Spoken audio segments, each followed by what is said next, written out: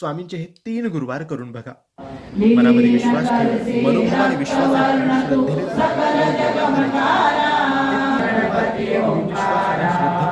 तर तुमच्या स्वामी प्रसन्न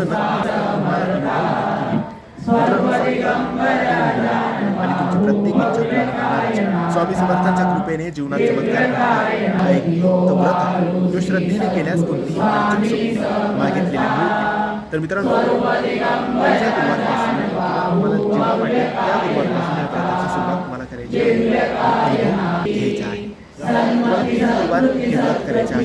कोणत्याही अडचण सुद्धा किंवा काहीही प्रॉब्लेम आले तर मग तुम्हाला नवीन गुरुवार करावे लागतात.